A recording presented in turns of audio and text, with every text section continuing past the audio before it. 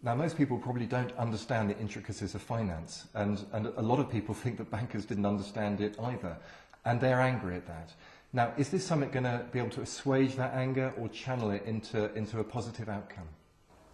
Well, I hope so, and I think people are right to be angry. I probably put myself in the same position as many other people in the UK, that I've been on a huge learning curve about how international finance operates, and I think clearly governments around the world have learned an awful lot more about what should have been happening and wasn't happening in this sort of world of international finance. It brings home to me that actually you can be surrounded by so-called experts, including in banks, but sometimes, you know, it's about, you know, just asking sometimes the obvious questions to maybe some expose things that should be working well and when they aren't. But what the London Summit is hoping to achieve is that sort of international consensus by, you know, as I say, these huge world economies that are going to be represented there, about how do we stop the crisis we're going through at the moment happening again.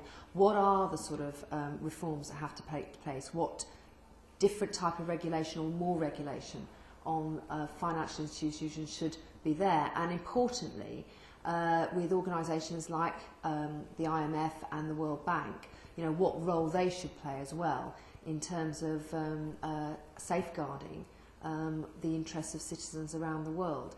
And I hope, I really do hope, that in the lead up to the summit, but also during the summit itself and after the summit, we can make sure that in language that I can understand and everybody else can understand, we come away with a sense of, yes, we can see that, you know, these world leaders have got a handle on what the problems are and are working together to find some solutions for the future.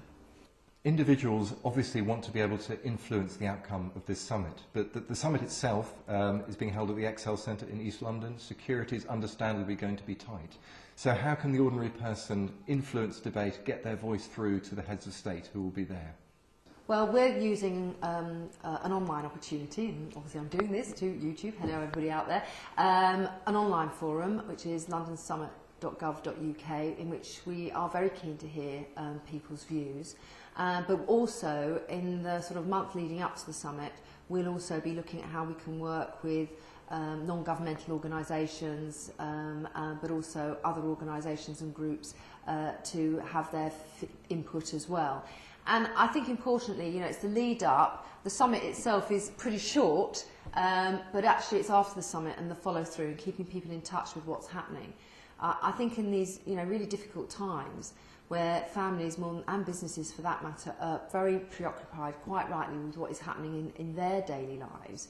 You know, what they want is reassurance that we are on the case and we're going to do whatever we can to support people through that. And I think, you know, again, how we can best communicate but also get people's views into government is really important to make sure that we are listening, but also we're communicating the actions we're taking and why we're taking them.